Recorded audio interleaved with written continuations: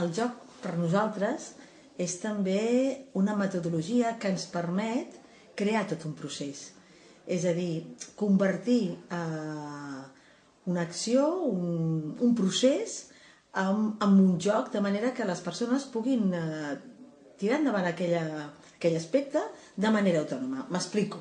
Recentment hem pogut participar en un projecte conjuntament amb una empresa especialista en crear processos d'innovació i creativitat a les empreses, que es diu Intel·ligència Creativa, que ja fa anys que funciona i que ells tenen un taller sobre creativitat, en aquest cas per a empreses, que ja fa temps que l'han portat a terme i que funciona. El repte va ser agafar aquesta metodologia seva per crear aquest procés d'innovació i creativitat i convertir-lo en un joc. Convertir-lo en un joc amb un objectiu, i és que l'empresa o l'equip de persones que vol tirar endavant aquesta metodologia no necessitin de cap expert que els condueixi, que els porti, sinó simplement que seguint-la com un joc de regles, com un joc de taula, tu segueixes les regles i es va desenvolupant.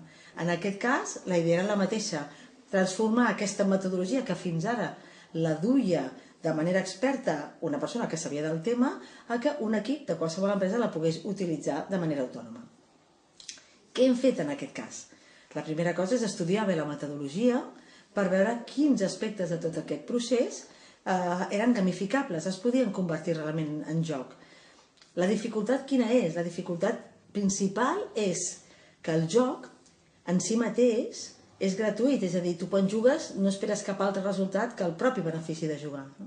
En canvi, quan proposes un joc en el marc d'una empresa, en aquest cas en el marc de crear un procés d'innovació i de creativitat, tu tens un objectiu. Al final, tu has d'haver identificat 4, 5, 3 idees bones, possibles per tirar endavant en la teva empresa. Per tant, aquí és la part estranya, difícil, amb la que cal veure com equilibres aquests dos aspectes aparentment contraposats.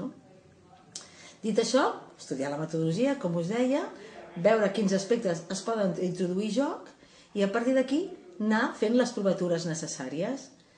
En aquest cas és un joc que té 4 moments. El primer moment és resoldre la pregunta. Quina és la pregunta que t'has de fer? La idea és que si sempre et fas la mateixa pregunta sempre obtens el mateix resultat. Per tant, aquest problema que tenim el podem preguntar d'una altra manera.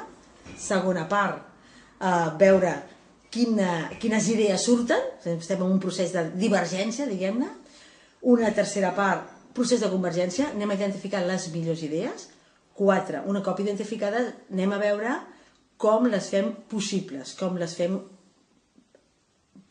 exacte. Per tant, aquesta ha estat la nostra feina, una feina molt interessant i molt maca, i que a més podeu veure a la pàgina web que sortirà aquí sota perquè podeu connectar-vos.